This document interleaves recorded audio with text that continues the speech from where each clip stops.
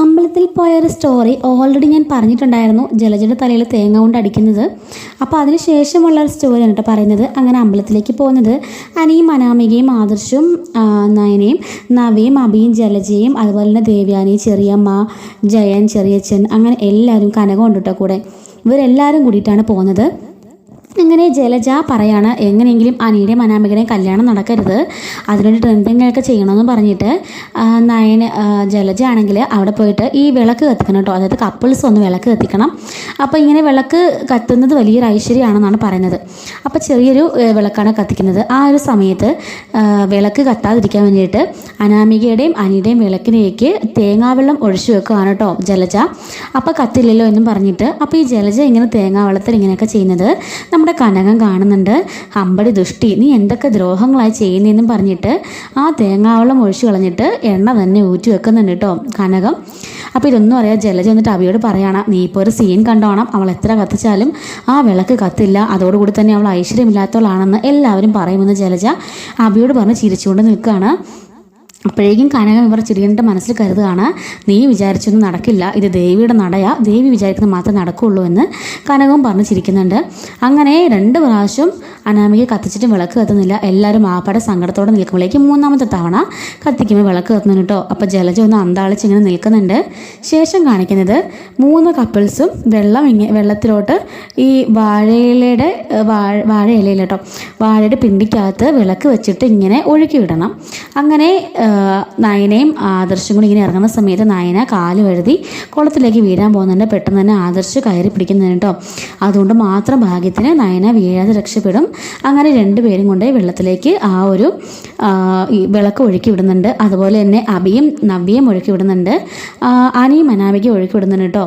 നവ്യ ഇങ്ങനെ ഒഴുക്കിടാൻ പോകുന്ന സമയത്ത് തന്നെ നവ്യനെ പതിയൊന്ന് തള്ളിവിടാനൊക്കെ ആയിട്ട് അഭി ശ്രമിക്കുന്നുണ്ടെങ്കിലും പുറകെ ഇങ്ങനെ എല്ലാവരും കൂടി നിൽക്കുന്നതിന് തന്നെ അവനൊന്നും ചെയ്യാൻ സാധിക്കുന്നില്ല.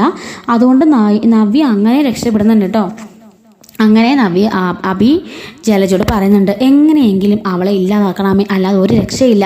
എൻ്റെ അമ്മയെ നോക്കി അവളെ കുത്തി നശിപ്പിച്ചതാ, എത്ര പേർ മുമ്പിനെ പിറ്റി തണ്ടിച്ചു, ഇവളെ ഞാൻ ശരിയാക്കും എന്നൊക്കെ പറയുന്നുണ്ട് കേട്ടോ. അങ്ങനെ അമ്പലത്തിലിരുന്ന് എല്ലാവരും ഓരോ പൂജയും വഴിപാടൊക്കെ ചെയ്തുകൊണ്ടിരുന്ന സമയത്ത് നവ്യ ഇങ്ങനെ നടന്നു വരുന്നത് അഭി കാണുന്നുണ്ട് കേട്ടോ. അഭി അവിടെ ഇരുന്നൊരു എണ്ണയെ കുറച്ചെടുത്തിട്ട് അവൾ നടന്നു വന്ന വഴിക്ക് ഇങ്ങനെ ഒഴിക്കുകയാണ്.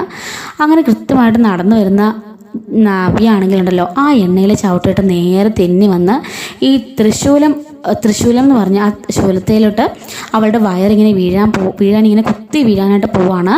ജസ്റ്റ് മിസ്സിന് നമ്മുടെ ദേവയാനി ചാടി പിടിക്കുന്നുണ്ട് കേട്ടോ നവ്യനെ. ആ ദേവയാനിയുടെ കൈ കൃത്യം ശൂലത്തിനടുത്തൊരു എത്തുന്നുണ്ട്. ആ രീതിക്ക് നവ്യനെ താങ്ങി പിടിക്കുന്നുണ്ട്. അപ്പോഴേക്കും എല്ലാവരും വലിയ അലറി വിളിക്കുന്നുണ്ട് കേട്ടോ നവ്യെന്ന് പറഞ്ഞിട്ട്. കാരണം ആ ദേവയാനി ആ പിടുത്തം പിടിച്ചില്ലായിരുന്നെങ്കിൽ തീർച്ചയായിട്ടും നവ്യയുടെ വയറിലേക്ക് ആ ശൂലം കുത്തി കയറിയാനേ. അപ്പം അതായിരുന്നു നമ്മുടെ അബിയുടെ പ്ലാനിങ്. അബി ഈ വലിയമ്മ എല്ലാം നശിപ്പിച്ചു എന്നിങ്ങനെ മനസ്സിൽ പറയാണ്. അവളെ ഓരോ തടവയും രക്ഷിച്ചുകൊണ്ടിരിക്കുകയാണല്ലോ ഓരോരുത്തരെന്ന് പറഞ്ഞിട്ട് അബി ഇങ്ങനെ ദേഷ്യപ്പെട്ട് ഇങ്ങനെ നോക്കുന്നുണ്ട് ദേവയാനിനെ. ഉടനെ ദേവയാനി അവളെ വഴക്ക് പറയുന്നുണ്ട്, നീ നിൻ്റെ വിചാരം എന്താ, ഇത്ര നാളത്തെ പോലെ തുള്ളി കളിക്കാമെന്നാണോ? ഇത്ര നാൾ നിൻ്റെ വയറ്റിലൊരു കുഞ്ഞില്ലാതെ നീ ഉണ്ടെന്ന് പറഞ്ഞ് കബളിപ്പിച്ചു. പക്ഷേ ഇപ്പോൾ നിൻ്റെ വയറ്റിലുള്ളത് യഥാർത്ഥമായിട്ടൊരു കുഞ്ഞാണ്. അതുകൊണ്ട് നിനക്ക് ഓരോ ഗർഭിണിയും സൂക്ഷിച്ച് വേണം ഓരോ അടി എടുത്ത് വെക്കാൻ. ഓരോ കാൽച്ചൂട് നീ എടുത്ത് വെക്കുമ്പോഴും നീ സൂക്ഷിക്കണം, ശ്രദ്ധിക്കണം. എന്താ അവിടെ ഉള്ളതിന് നീ നോക്കി മാത്രം നടക്കാൻ പാടുള്ളൂ. നീ ഇപ്പോൾ ആലോചിക്കേണ്ടത് നിൻ്റെ കുഞ്ഞിൻ്റെ ഹെൽത്തിൻ്റെ കാര്യം മാത്രമാണെന്നൊക്കെ പറയുന്നുണ്ട്. വല്യമ്മേ, ഞാൻ നോക്കി തന്നെയാണ് വന്നത്, അവിടെ തറയിൽ ഇച്ചിരി എണ്ണ കിടപ്പുണ്ടായിരുന്നെന്ന് പറയുന്നുണ്ട്. അതാ ഞാൻ പറഞ്ഞത്, നീ നോക്കി ശ്രദ്ധിച്ചൊക്കെ വരണമെന്ന്. അമ്പലമല്ലേ, എണ്ണയൊക്കെ എല്ലാവരും എടുത്തുകൊണ്ട് അങ്ങോട്ടും ഇങ്ങോട്ടൊക്കെ ഒഴിക്കാനായിട്ട് വിളക്കിലൊഴിക്കാൻ കൊണ്ടുവന്നതല്ലേ, അതുകൊണ്ട് എപ്പോഴും സൂക്ഷ്മം കണ്ടുനോക്കിയിരിക്കണമെന്ന് പറയുന്നുണ്ട്. അപ്പോഴേക്കും കനകം വന്നിട്ട് കൈകൂപ്പി ദേവയാനോട് പറയുന്നുണ്ട്, ദേവയാനി വന്നത്, അല്ലെങ്കിൽ എൻ്റെ കുഞ്ഞിപ്പം ഇല്ലായിരുന്നേനെ, ഇതിപ്പോൾ ഒരു മരണത്തിൻ്റെ സമയമായെന്നൊക്കെ പറഞ്ഞ് കരയുന്നുണ്ട്. അപ്പോഴേക്കും മുത്തശ്ശി പറയാണ്, അതിനാ പറഞ്ഞത് ദേവി ഓരോന്നിനും ഓരോരുത്തരും നിയമിച്ചിട്ടുണ്ട്. ദേവിയുടെ മനസ്സ് ശുദ്ധവാ, അതുപോലെ തന്നെ നവിയുടെ മനസ്സിലും കളങ്കയില്ല. അതുകൊണ്ട് ആ സമയത്ത് ദേവയാനിക്ക് തന്നെ നവി രക്ഷിക്കാൻ തോന്നിയെന്നൊക്കെ പറഞ്ഞിട്ട് എല്ലാവരും പറയുമ്പോഴേക്കും ദേവയാനിക്കും ഒരു സോഫ്റ്റ് കോർണറൊക്കെ നവിയുടെ നയനൊക്കെ തോന്നുന്നു കേട്ടോ. ഇപ്പം നയനയും ഇങ്ങനെ കരഞ്ഞുകൊണ്ട് നിൽക്കുകയാണ്. ഒരു നിമിഷം തെറ്റിയിരുന്നെങ്കിൽ എൻ്റെ ചേച്ചി ഇപ്പോൾ ഈ ലോകത്തുണ്ടായിരുന്നില്ല എന്നെനിക്ക് പറഞ്ഞിട്ട് നയന ഇങ്ങനെ കരയുന്നുണ്ട്. ആദർശ് പറയണം, എന്തായാലും സാരമില്ല, കൃത്യസമയത്ത് രക്ഷപ്പെട്ടല്ലോ എന്നൊക്കെ പറയുന്നുണ്ട് കേട്ടോ. അങ്ങനെ അവിടെ ഇങ്ങനെ ഓരോരോ വഴിപാടുകളായിട്ട് ചെയ്തുകൊണ്ടിരിക്കുകയാണ്. ശേഷം നവ്യ എന്തായാലും ഇതിൻ്റെ പിന്നിലും അബിയുടെ എന്തെങ്കിലും ഒരു പ്ലാനിങ് കാണുമെന്ന് പറയാണ്. കാരണം ഇത്രയൊക്കെ സംഭവിച്ചിട്ടും അബി ഇങ്ങനെ അനങ്ങാതെ തന്നോട് നിൽക്കുകയാണ്. അപ്പോൾ അവൾക്ക് കാര്യം മനസ്സിലാവുന്നുണ്ട്, ഇവനെ കുറച്ചൊക്കെ പണി കൊടുത്തില്ലെങ്കിൽ ശരിയാവില്ല എന്ന് പറഞ്ഞിട്ട് അവൾ പറയണം എനിക്ക് പച്ചമാങ്ങ തിന്നാൻ തോന്നുമെന്ന്. ഇപ്പോഴാണോ നിനക്കതൊക്കെ തോന്നുന്നതെന്ന് ചോദിക്കണം അബി. പിന്നെ എനിക്ക് തോന്നുമ്പോഴല്ലേ പറയാൻ പറ്റുള്ളൂ അബി എന്ന് പറയാണ്. ശരി ഞാൻ പോയി മേടിച്ചുകൊണ്ട് വരാമെന്ന് പറയുമ്പം എനിക്ക് മേടിച്ചുകൊണ്ട് വേണ്ട, അതിലൊക്കെ ഓരോ വിഷമൊക്കെ അടിച്ചായിരിക്കും, എനിക്ക് പറിച്ചു തന്നാൽ മതി എന്ന് പറയുമ്പോൾ ഇവിടുന്ന് പറിക്കാനെന്ന് ചോദിക്കുകയാണ്. ആ താഴെ കാണുന്ന തോട്ടത്തിൽ മാവുണ്ട്, അവിടെ മാങ്ങയുണ്ട്, ഞാൻ കണ്ടതാണെന്ന് പറയുമ്പോഴേക്കും ഞാനങ്ങ് വരില്ല എന്ന് പറയാണ്. അപ്പോഴേക്കും ആദർശ് പറഞ്ഞു നിൻ്റെ ഭാര്യ ആഗ്രഹിച്ച് പറഞ്ഞതല്ലേ, പോയി ചെയ്തു കൊടുക്കുമെന്ന് പറഞ്ഞു വിടുന്നുണ്ട്. അങ്ങനെ അബി ആലോചിക്കുകയാണ്, ഈശ്വര ഈ മരത്തിൻ്റെ മണ്ടയിൽ കയറിയിട്ട് തോട്ടത്തിൽ നിന്നൊക്കെ മാങ്ങ പറിച്ച അതിൻ്റെ മുതലാളിയൊക്കെ കണ്ടിട്ടുണ്ടെങ്കിൽ എന്നെ ഇന്ന് ശരിയാക്കും എന്നൊക്കെ പറയുന്നുണ്ട്. അപ്പം നബിയെ പറയാണ് ഞാൻ ആരിലും വരുന്നുണ്ടോ നോക്കിക്കോളാം, നീ കയറി പറിക്കേ എന്നും പറഞ്ഞ് അബിനെ പറിക്കാനായിട്ട് കയറി ഇങ്ങനെ പറഞ്ഞു വിടുന്നുണ്ട്. അങ്ങനെ അബിയാണെങ്കിൽ ആ മരത്തിൻ്റെ മുകളിൽ കയറിയിട്ട് ഒരു മാങ്ങ പറിക്കുകയാണ്.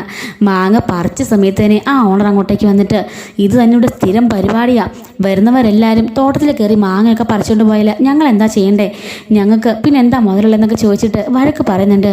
അപ്പോഴേക്കും അബി പറയുന്നുണ്ട് അയ്യോ സോറി ക്ഷമിക്കണം, എൻ്റെ ഭാര്യയ്ക്ക് വേണ്ടി പറിച്ചതെന്ന് പറയുമ്പം എല്ലാവരും വന്നിട്ട് ഇങ്ങനെ ഓരോ കാരണം പറഞ്ഞാൽ മതിയല്ലോ, എൻ്റെ ഭാര്യയ്ക്ക് വേണ്ടിയാ എൻ്റെ ഭർത്താവിന് വേണ്ടിയാന്നൊക്കെ പറഞ്ഞിട്ട് ഞങ്ങൾക്ക് ഇതും കൊണ്ടാണ് ജീവിക്കണ്ടേ, വരുന്നവർ മൊത്തം ഇത് തന്നെയാണ് പണി, ഇങ്ങോട്ട് വാ, നിന്നെ വെറുതെ വിടില്ല, നിന്നെ പോലീസ് സ്റ്റേഷനിൽ കൊണ്ടാക്കുമെന്ന് പറയുമ്പം എൻ്റെ പൊന്നു ചേട്ടാ ഈ ഒരു മാങ്ങയ്ക്ക് വേണ്ടിയിട്ടാണോ എന്നെ പോലീസ് സ്റ്റേഷനിലാക്കുമെന്ന് ചോദിക്കുമ്പം അതേടാ എന്ന് പറയുന്നത് കേട്ടോ.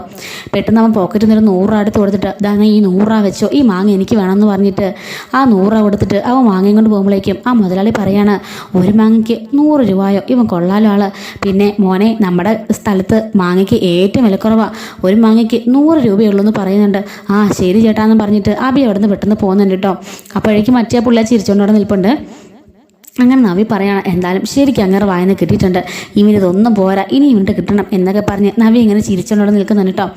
അങ്ങനെ അവരുടെ അമ്പലത്തിലെ ആ ഒരു പോക്കൊക്കെ നയനയ്ക്ക് ഒത്തിരി ഇഷ്ടപ്പെടുന്നുണ്ട്.